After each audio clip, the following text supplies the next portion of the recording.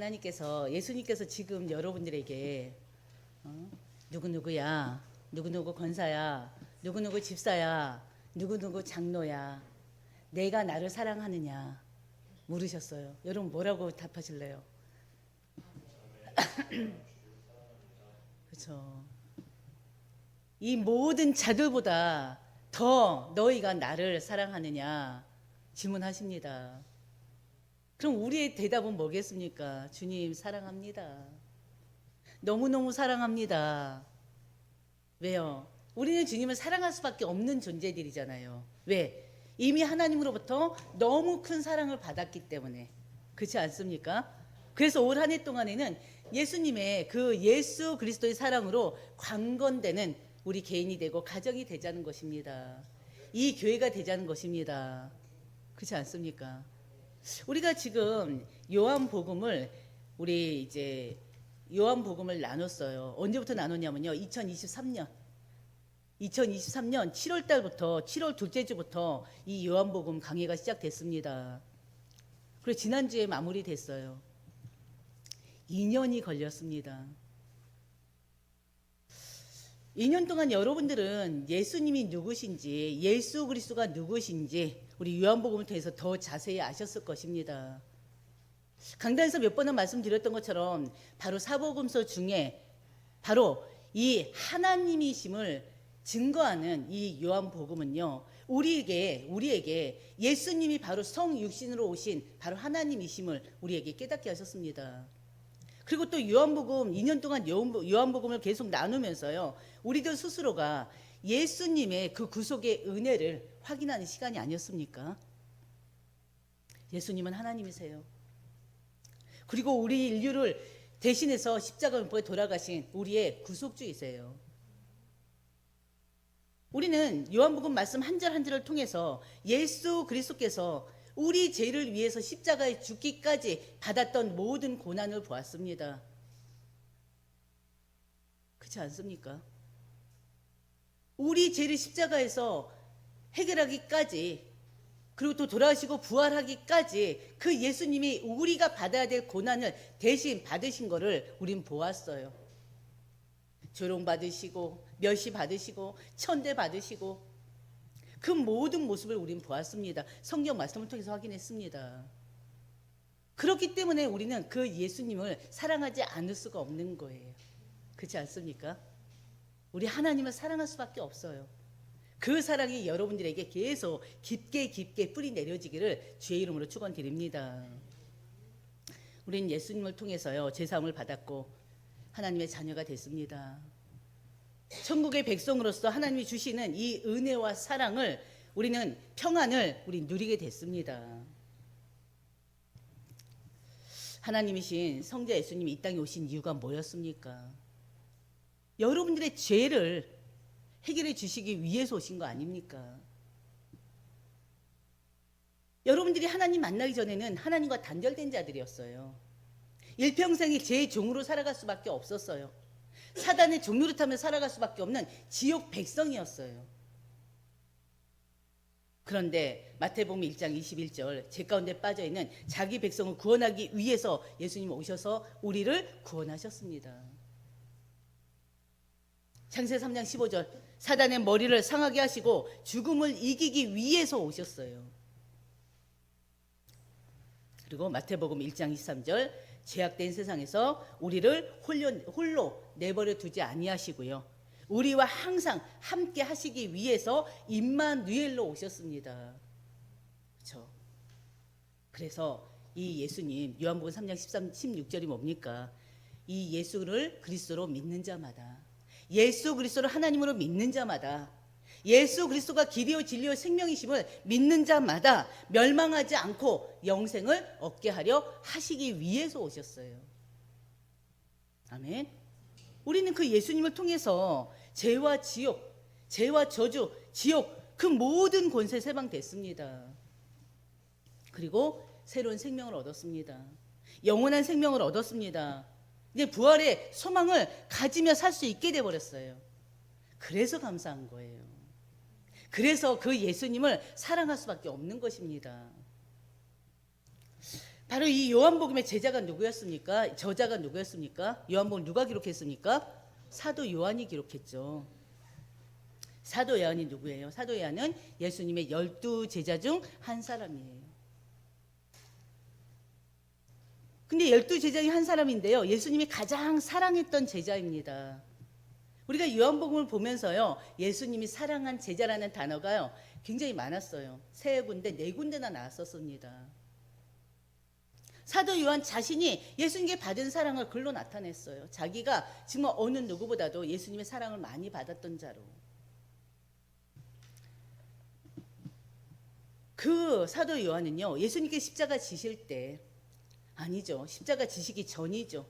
로마 병정들에게 잡혀가실 때, 다른 제자들은 다 도망갔는데 이 사도 요한은요. 예수님이 잡혀가실 때, 십자가에 못 박혀 돌아가실 때 항상 예수님을 곁에 있던 자입니다.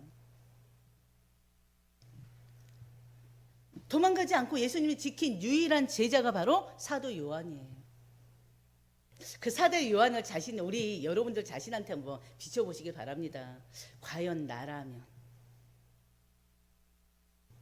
특별히 내가 잘난 건 없는데, 아주 똑똑한 것도 아닌데, 배경이 좋은 것도 아닌데 예수님이 나를 제자로 부르셨어요. 근데 그 예수님이 바로 1년 6개월 동안을 3년 6개월 동안 나에게 이 예수님이 누군지를 다 보여주셨어요. 기적과 표적을 보여주셨어요. 이 예수님을 보면서 하나님이란 그런 증거를 또 보기도 하셨어요. 근데 그 예수님이 나와 3년 6개월 동안 동고동락했던 그 예수님이 십자가에 못 박혀 돌아가셔요. 그때 여러분은 어떻게 할 것 같아요? 사도 요한처럼 옆에서 지키겠습니까? 아니면 다른 제자들처럼 도망가실 것입니까? 바로 여러분들의 그런 믿음의 고백이 우리가 말씀 한 절 한 절을 통해서 되어지기를 주의 이름으로 축원드립니다. 바로 십자가 지실 때까지 죽으시고 부활하시는 지실 때까지 옆에서 지키시고요. 죽음과 부활을 다 지켜본 제자 중에 유일한 제자예요. 예수님은 십자가 처형돼 자신의 어머니를 이 어머니 마리아를 이 사도 요한에게 맡기셨습니다. 예수님은 독자가 아니었잖아요. 육신적인 생물학적 예수님은 생물학적이 아니죠. 육신의 몸으로 오신 예수님은 독자가 아니었어요. 형제들이 또 있었잖아요. 그렇죠. 그의 다른 형제들이 있었죠. 셋씩이나 있었죠. 근데 그 어머니를 누구한테? 바로 사도 요한에게 맡기셨습니다. 요한은요. 예수님의 행적과 그 예수님의 모든 사역을 직접 목격한 제자예요. 이 요한은요, 사도 요한 자신이 보고 들은 것을 생생하게 기록한 말씀이 요한복음입니다. 그리고 또 뭘까요? 혹시 아셔요? 사도 요한이 기록한 요한 1, 2, 3서, 그리고 요한 계시록. 이 세 성경은요, 이 사도 요한이 예수님을 행정과 그 사역을 직접 보고 들은 것들을, 느낀 것들을, 직접 체험한 것들을 바로 기록한 말씀입니다. 그리고 요한계시록은 특별히 바로 하나님이 주신 계시의 말씀을 기록한 거죠. 특히나 이 사도들 중에서요, 12사도들 중에서 순교를 하지 않고요, 바로 94세, 95세 정도로 알려지고 있는데요. 94세나 그 5세 때 바로 자연사한 제자 중에 한 사람이에요. 그만큼 이 예수님께서는 바로 이 사도 요한에 대한 그런 사랑이 있었고요. 그리고 또 끝까지 남아서 사도들은 다 순교당했지만 이 사람을 끝까지 남겨둔 이유가 뭐예요? 기록하라고. 그 기록의 사명이 이 사람에게 있었던 것입니다. 바로 오늘 우리는 요한복음을 다시 한번 정리하려고 합니다. 요한복음을 다시 보면서요, 살펴보면서 여러분들이 놓치고 있었던 게 뭐였는지, 그리고 또 요한복음을 우리가 강해 설교를 들으면서 각자 자신에게 이렇게 딱 적용해서 붙잡았던 말씀들이 있을 것입니다. 그 말씀을 다시 생각하는 시간, 되뇌이는 시간, 그리고 또 요한복음 특히나 하나님이신 예수 그리스도 이 복음을 정확하게 낱낱이 다 보여준 말씀이거든요. 그 복음의 말씀이 여러분 이 가슴 속에 여러분들의 그 영혼성 깊이 새겨지는 그런 시간이 되시기를 주의 이름으로 축원드립니다. 우리가 한 절 한 절 빠지지 않고 했기 때문에 여러분들이 다른 어떤 성경보다도 요한복음은 더 알 것 같아요. 요한복음 여러분들이 일독한 거예요. 지금 어떻게 보면 한 절도 빠지지 않고 계속 매주 봤기 때문에. 그래서 이 시간 예수가 그리스도요, 예수 그리스도가 참 하나님이심을 고백하고 그 예수님으로 충만히 누리는 시간 되시기를 주의 이름으로 축원드립니다. 바로 요한복음 1장 1절에서 18절까지는요, 태초부터 계셨던 바로 하나님이 성육신으로 오신 말씀입니다. 1장 1절을 보면요, 바로 말씀은 곧 1장 1절부터 5절까지를 보면요, 말씀은 곧 하나님이심을 설명하고 있어요. 1장 1절은 뭡니까? 태초에 말씀이 계시니라. 그렇죠? 태초에 말씀이 계시니라. 근데 그 말씀이 뭐라고요? 이 말씀이 하나님과 함께 계셨으니 이 말씀은 곧 하나님이시라. 이 말씀이 누굽니까? 잘 기억해 보세요. 태초는 1장 1절, 창세기 1장 1절과 연결되어서요, 창조 이전부터 계신 하나님이심을 드러내십니다. 예수님은 말씀으로 하나님과 함께 계셨고요, 또 하나님 그 자체이세요. 하나님은 빛이신 예수님을 세상에 증언하기 위해서 또 누구를 보내셨어요? 누구를 보내셨습니까? 누구요? 어떤 요한? 이번에는 세례 요한을 보내셨어요. 세례 요한을 통해서요, 바로 예수님, 빛이신 예수님을 증거하기 위함입니다. 근데요, 1장 11절 우리가 보면요, 세상은 그 빛을 알아보지 못했다고 그랬습니다. 자기 백성도 그분을 영접하지 않았다고 그랬어요.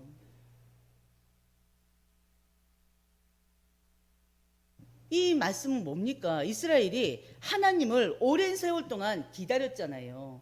메시아 그리스도를 얼마나 오랫동안 기다렸습니까? 근데 정작 그 그리스도, 그 메시아가 오셨을 때는 그 메시아를 알아보지 못해요.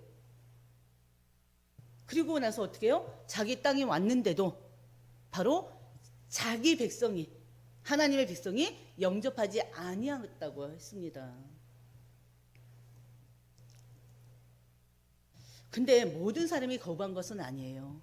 요한복음 1장 12절 바로 뭡니까? 영접하는 자, 다 같이요, 시작. 영접하는 자, 곧 그 이름을 믿는 자들에게는 하나님의 자녀가 되는 권세를 주셨으니, 바로 이 예수님을 구주로 영접해서 하나님의 자녀가 된 자들도 있습니다. 바로 영접해서 하나님의 자녀가 된 이들에게는 바로 13절이요. 이들은요, 13절, 혈통으로나 육정으로나 사람의 뜻으로 나지 아니하였다고 그랬어요. 오직 하나님께로부터 난 자들이니라 그랬습니다. 바로 여러분들이 혈통으로나 육적으로나 사람의 뜻으로 난 자들이 아니고요, 하나님께로부터, 오직 하나님께로부터 택하심을 받고 부르심을 받아서 하나님의 자녀가 된 하나님께로부터 난 자들입니다. 그렇지 않습니까? 여러분 하나님 자녀들이에요. 그렇기 때문에 하나님의 자녀로서 하나님이 여러분에게 주신 그 신분, 하나님의 자녀된 신분이 있고요, 그 하나님 자녀로서 누릴 수 있는 권세가 있는 것입니다. 그 권세가 하늘의 권세, 땅의 권세예요. 예수님이 가지고 있는 권세가 바로 이 땅의 권세, 이 사단의 흑암의 모든 권세를 결박할 수 있는 권세, 그 권세를 우리에게도 주셨습니다. 그리고 하늘의 권세, 하늘의 천군 천사들 보호 속에 있게 됐잖아요. 여러분들이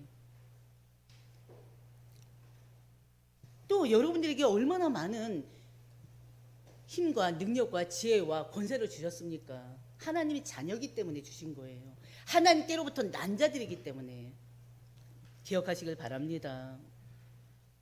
말씀이신 하나님이요, 사람의 몸을 입고 성육신으로 이 땅에 오셨습니다. 하나님이신 예수님께서는요, 언약을 성취하기 위해서 친히 인간의 몸을 입고 이 세상에 오신 것입니다. 한마디로 뭡니까? 창조주 하나님이 바로 하나님이 만드신 그 피조물 안으로 들어오신 거예요. 그렇지 않습니까? 창조주 하나님이 하나님 만드신 피조물, 우리 인간 안으로 들어온 거예요. 누구 몸으로? 마리아의 몸. 1장 14절이 뭡니까? 다 같이 보겠습니다. 말씀이 육신이 되어 우리 가운데 거하심에 우리가 그의 영광을 보니 아버지의 독생자의 영광이요 은혜와 진리가 충만하더라. 아멘. 말씀이 육신이 되어 오신 분 바로 예수 그리스도이십니다. 그분이 예수를 그리스도로 영접한 자에게 거하십니다. 그 안에 거하십니다. 예수님을 구주로 영접한 우리에게는 하나님의 영광이 나타납니다. 그렇죠? 우리가 영광된 게 아니고요. 우리를 통해서 하나님의 영광이 드러나야 되는 거예요. 바로 그의 영광을 보니 아버지의 독생자의 영광이요 은혜와 진리가 충만하더라.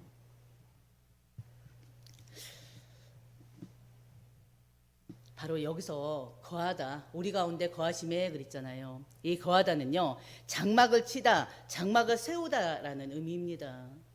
구약에서는 하나님은요, 장막 가운데 이스라엘 백성들이 만든 그 성막 가운데 임재하셨습니다. 그러나 이제 예수님은 우리 하나님의 몸된 성전들 안에 임재하고 계십니다. 어떻게 해요? 성령으로 임재하고 계셔요. 예수님께서는 당신이 십자가 못 박혀 돌아가시고 부활하셔서 하늘로 올라가신 이후에 성령을 보낼 것을 약속하셨고요.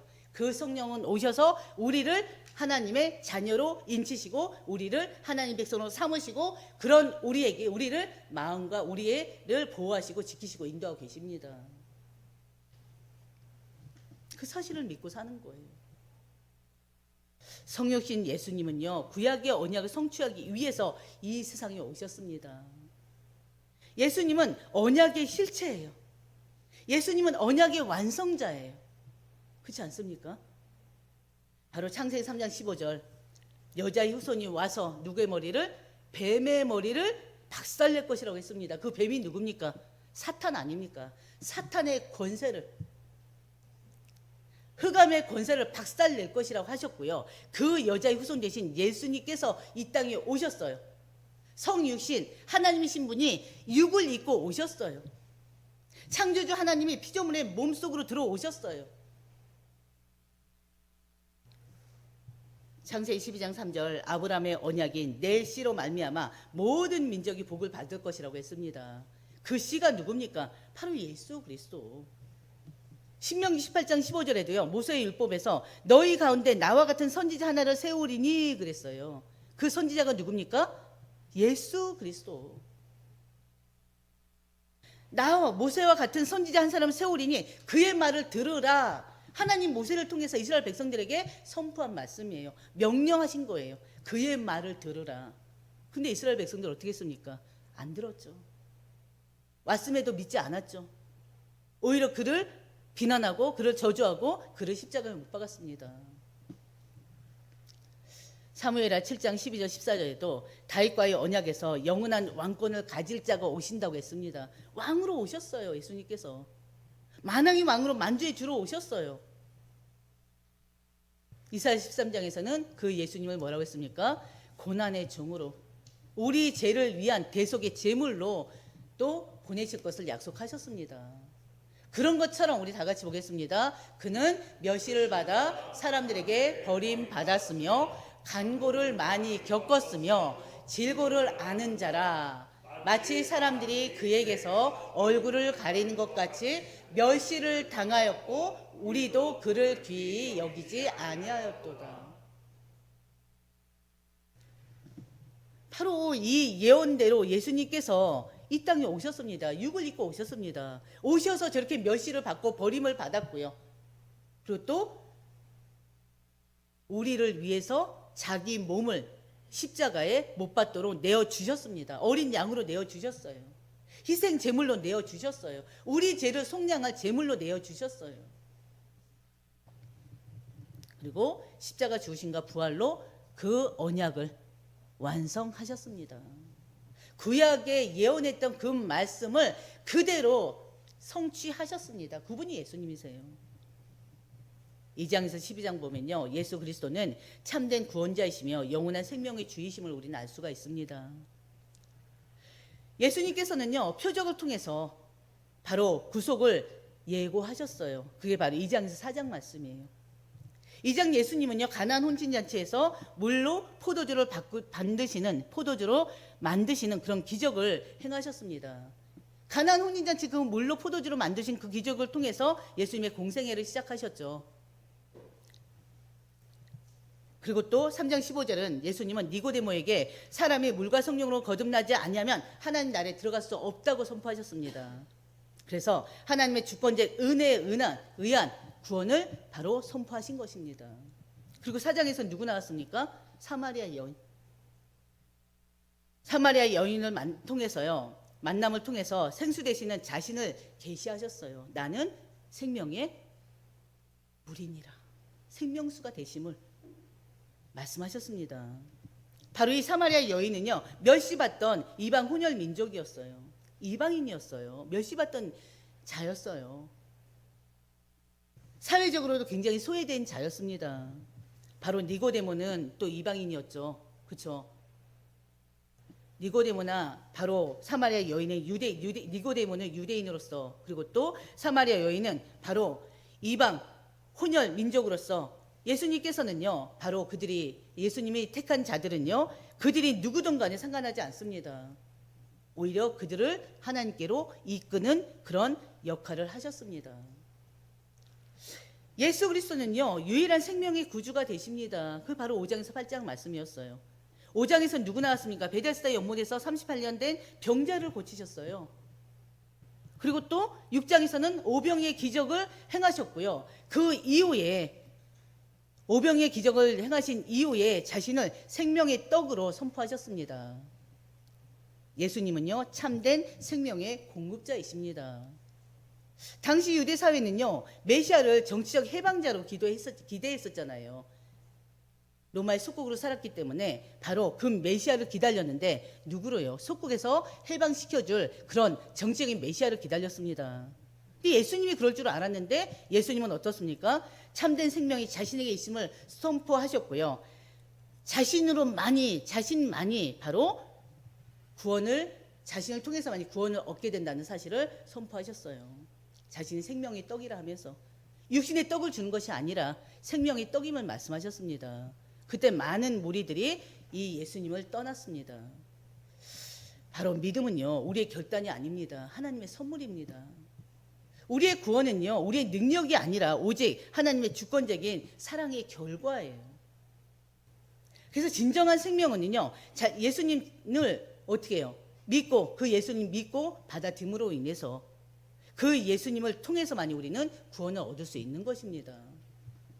8장에서 누구 나왔습니까? 가늠하다 잡힌 여인이 나왔어요. 근데 예수님께서는요, 가늠하다 잡힌 여인은 율법으로는 어떻게 해요? 돌로 쳐 죽임을 당할 수밖에 없었어요. 그러나 예수님께서는 자비와 생명으로 그를 어떻게 해요? 용서하시고 살리셨습니다.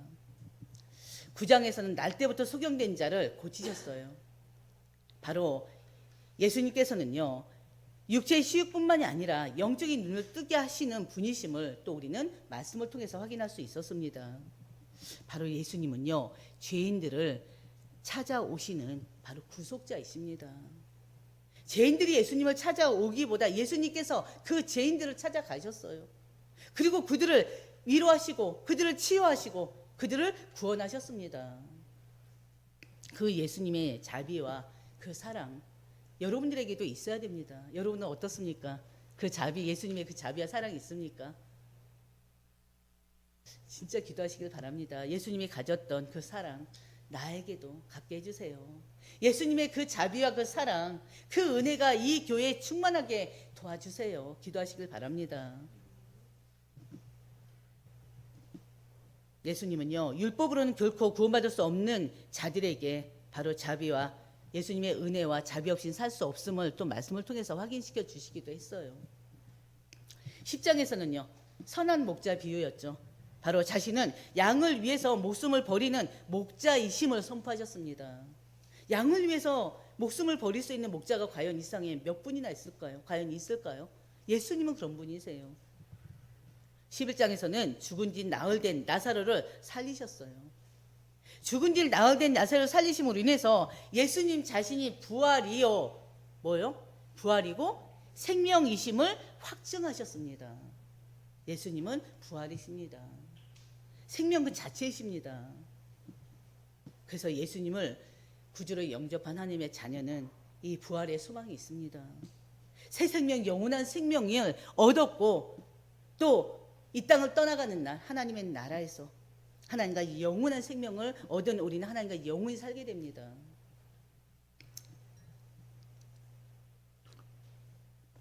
그리고 12장 예수님은 예루살렘에 입성하십니다. 예루살렘에 입성하심으로써 자신이 바로 메시아 왕이심을 또 선포하셨어요. 그리고 또 예수님은요, 자신이 하나님이심을, 우리 요한복음을 보면요, 자신이 하나님이심을 계속 반복해서 선포하셨습니다. 특히나 자신이 하나님이심을 나는 누구누구이다, 그 비유를 통해서 또 말씀하셨잖아요. 기억나실까요? 예수님이 나는 누구누구다 했는데 자기는 누구누구다 했는데 어떤 하나님을 뭐 말씀하셨습니까? 바로 나는 생명의 떡이다. 나는 세상의 뭐다? 빛이다. 나는 부활이요 생명이다. 나는 좀 아까 말씀드렸던 것처럼 선한 목자다. 그리고 나는 길이요 진리요 생명이다. 그리고 나는 참 뭐다? 포도나무다. 바로 이런 비유를 통해서 자신이 곧 하나님이심을 나타내셨습니다. 그리고 8장 58절을 보면요, 아브라함이 나기 전부터 내가 있었다 그랬어요. 그 말을 이 유대인들은 알지 못하고 네가 그러면은 이 아브라함 시대 때 사람이란 말이냐 그랬죠. 육신의 예수님을 생각하고 그랬던 거죠. 그러나 예수님은 언제부터 계셨다고요? 하나님이신 그 예수님은 언제부터? 창조 이전부터 계셨던 분이세요. 아브라함 이전부터 계셨던 분이세요. 그리고 5장 18절 보면 자기를 하나님과 동등함으로, 우리 같이 보겠습니다. 5장 18절 같이 보겠습니다. 유대인들이 이로 말미암아 더욱 예수를 죽이고자 하니 이는 안식일을 범할 뿐만이 아니라 하나님을 자기의 친아버지라 하여 자기를 하나님과 동등으로 삼으심이니라다. 예수님은 자기 자신이 하나님이신 걸 계속 말씀을 통해서 확인하게 했습니다. 근데 그걸 믿질 않았어요. 그리고 10장 30절에는요, 나와 아버지는 하나다 그랬습니다. 그리고 14장 9절에서는요, 나를 본 자는 아버지를 보았다 그랬습니다. 이 정도의 이런 선포가 어디 있습니까? 이 말들로 인해서 예수가 곧 하나님이심을 우리는 말씀을 통해서 확인할 수가 있습니다. 바로 유대인들은요, 예수님이 행하시는 이 선포, 이 고백 때문에 그 예수님을 죽이려 했던 거예요. 아까 우리가 봤던 것처럼. 당시 유대인들은요, 하나님의 이름을 함부로 부를 수 없다고 믿었습니다. 예수님이 자기 자신을 하나님으로 주장한 이 사건에서 유대인들은요, 바로 예수님을 신성을 모독했다고 신성 모독죄를 덮어 씌워서 예수님을 죽이려 했던 것입니다. 예수님은요, 5장 19절 20절에서 유대인들이 자신을 죽이려고 하는 이유에 대해서 말씀하셨어요. 왜 유대인들이 나를 죽이려고 하느냐? 내가 하나님을 선언하는데 왜 나를 죽이려고 하느냐? 바로 그거는 바로 뭐라고 했습니까? 그들이 성경을 잘못 해석하고 있기 때문에 그렇다는 거예요. 그리고 예수님이 하시는 그 말씀을 이해하지 못하고 있기 때문에 바로 자기를 죽이려고 했다고 지적하고 계십니다. 예수님은요, 자신이 하나님으로부터 보내심 받은 자라는 사실을 강조했고요, 자신이 한 말과 행위가 신성 모독이 아닌 하나님의 뜻을 성취하기 위한 일임을 말씀하셨습니다. 기억나십니까? 나는 하나님 말씀대로, 그렇죠? 내가 하는 게 아니라 하나님 말씀대로 이루는 자다 그랬잖아요. 하나님 뜻대로 지금 행하는 거다 그랬잖아요. 바로 17장은요, 바로 17장에서 21장은요, 예수 그리스도는 십자가와 부활로 구속을 이루셨음을 말씀하고 있습니다. 예수님이 십자가와 부활을 통한 구속 사역을 바로 17장에서 21장까지 다루고 있어요. 예수 그리스도의 십자가는요, 바로 우리를 향한 사랑의 완성입니다. 예수님은 하나님의 본체심에도 불구하고요, 우리를 위해 낮아지셨잖아요. 그리고 어느 정도로 십자가에서 죽기까지 하셨습니다. 예수님의 삶과 죽음은 한마디로 우리를 위한 구속의 길이었어요. 17장 십자가 지시기 전에 예수님은 제자들과 마지막 성만찬을 나누셨죠. 그리고 나서요, 제자들을 위해서 기도하셨습니다.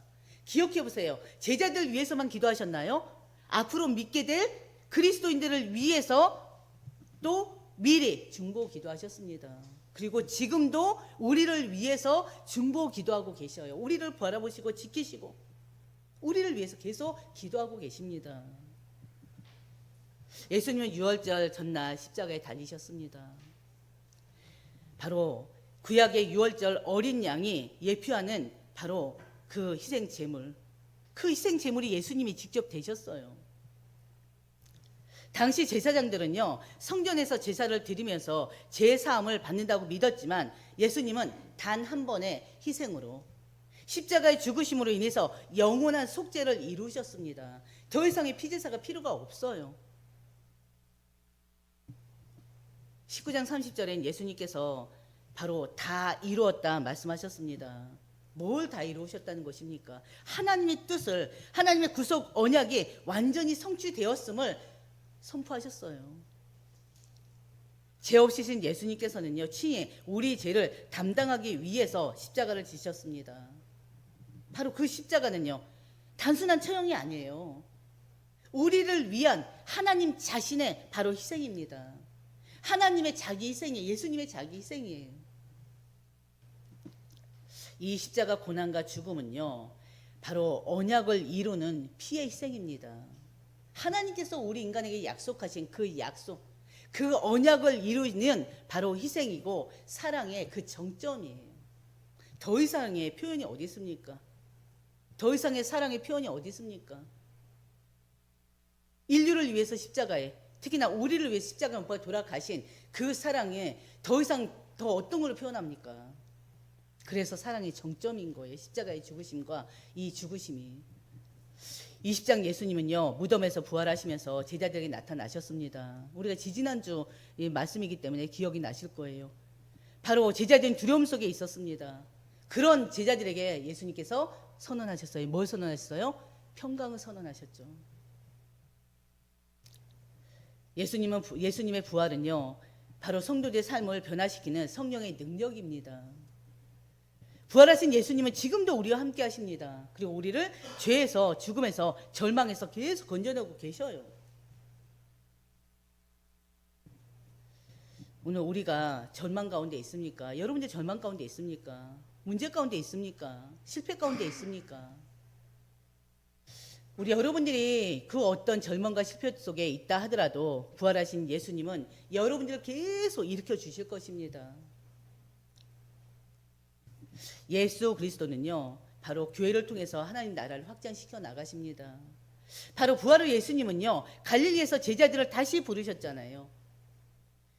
제자들이 이 부활하신 예수님을 만났음에도 불구하고 확신을 갖지 못하고 뭘 어떻게 해야 될지 몰라서 헤매일 때 이 제자들이 그 혼란 속에서 고기 잡으러 갔잖아요. 그때 예수님이 이 제자들이 있는 갈릴리 바다로 다시 오셨습니다. 그리고 그들에게 어떻게 해요? 고기를 많이 잡게 하셨고요. 그들을 위해서 또 아침을 준비해서 먹이시고요. 그리고 나서 베드로에게 바로 내가 나를 이 사람들보다 나를 더 사랑하느냐, 네가 나를 사랑하느냐 3번씩 질문하셨죠. 그 3번의 질문은 뭐라고 했습니까? 베드로가 예수님을 부인했던 바로 그 죄책감 속에 빠져있는 그 베드로를 위로하고 그 베드로를 회복시키기 위함이었습니다. 내가 나를 사랑하느냐?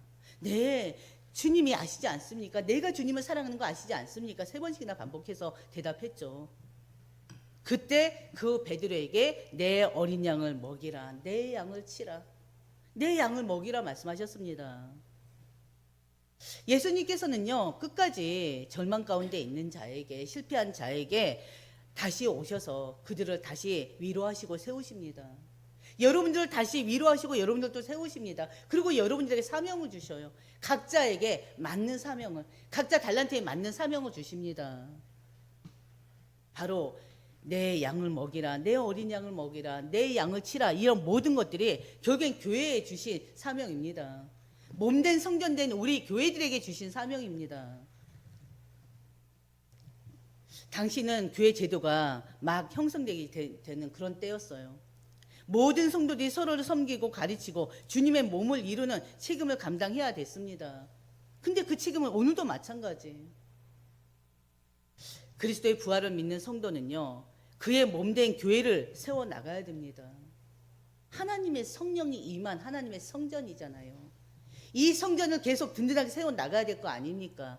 이 성전에 말씀이 사라지지 않도록, 이 성전에 기도가 쉬지 않도록, 이 성전에 하나님을 향한 그 찬양이 멈추지 않도록 계속 세워 나가야 돼요. 이 하나님의 몸된 성전들이 성령으로 충만하게 만들어 나가야 됩니다. 그 교회를 세우는 방법이 뭐예요? 다른 거 없어요. 세상적인 어떤 방법도 필요 없습니다. 오직 하나님을 향해 있는 것입니다. 말씀 딱 붙잡고 있는 것입니다. 그리고 항상 하나님 앞에 자신의 모든 걸 다 드려요. 내려놓고 하나님 앞에 의지하며 살아가는 것입니다.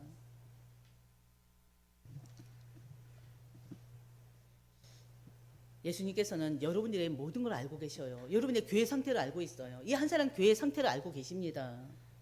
그렇기 때문에 여러분들은 하나님이 나에게 주신 사명이 뭔지를 다시 한번 고민해 보시고요. 하나님께서 여러분 개인에게 주신 그 사명을 회복해 나가시길 바랍니다. 그 사명은 다른 게 아니라 20장 21절처럼요. 아버지께서 나를 보내신 것 같이 나도 너희를 보내노라. 어디로? 저 세상 가운데로 보내노라. 병든 자들에게 보내노라. 연약한 자들에게 보내노라. 절망에 빠져있는 저들에게 보내노라. 교회는요, 복음을 전파하고 그리스도의 양을 먹이고 돌보는 바로 공동체입니다. 예수님은 태초부터 계셨던 창조주 하나님이세요. 우리를 구원하기 위해서 사람의 몸을 입고 이 땅에 오신 바로 주인님이십니다. 예수 그리스도는 세상의 빛이십니다. 생명이십니다. 참 하나님이십니다. 우리는 이 예수님 믿고 영접함으로 하나님의 자녀가 되었어요. 그렇기 때문에 이제는요, 그분 안에서 하나님 주시는 그 은혜와 바로 그 사랑을 이제는 복음을 전하면서 누리시길 바랍니다. 복음은요, 우리 삶의 일부가 아니에요. 복음은요, 우리의 전부예요.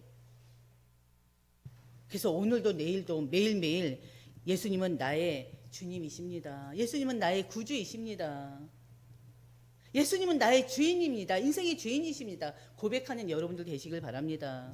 그래서 그분 안에서 주님이 주시는 그 은혜와 사랑을 무한히 누리시는 여러분 모두가 되시기를 주의 이름으로 축원드립니다. 그래서 오늘 다시 한번 이 요한복음을 다시 한번 정리해 보세요. 이 안에 모든 답이 다 있다니까요. 예수님은 인간이 아닙니다. 인간으로 오신 하나님 자체이십니다.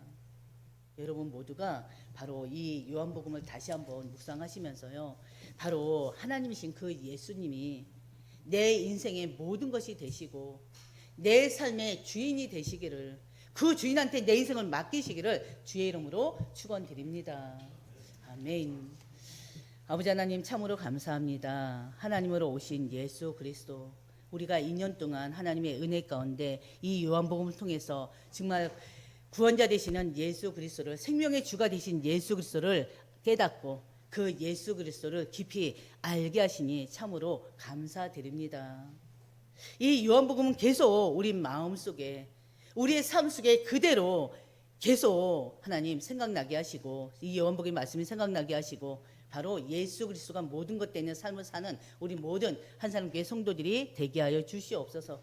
특히나 예수님께서 베드로에게 내 어린 양을 먹이라, 내 양을 먹이라, 내 양을 치라 했던 것처럼 이제는 우리가 바로 베드로가 되어서 정말 하나님이 택하신 자들을 정말 이제는 복음을 통해서, 복음을 증거함을 통해서 이제는 그들을 주님께로 인도하는 그런 역할을 하는 우리 모두가 될 수 있도록 하나님 인도해 주시옵소서. 하나님의 교회를, 하나님이 세우신 이 몸된 성전을 더욱더 든든히 세워나가는 한사람교회 모든 성도들이 될 수 있도록 하나님 인도해 주시옵소서. 예수님께서 우리에게 주신 그 십자가의 그 사랑, 그 사랑을 이제는 모든 이들에게 증거할 수 있는 주님의 사람들, 주님의 제자들, 일꾼들이 될 수 있도록 하나님 역사하여 주시옵소서. 이 모든 말씀 우리 주 예수님의 이름으로 기도드립니다. 아멘.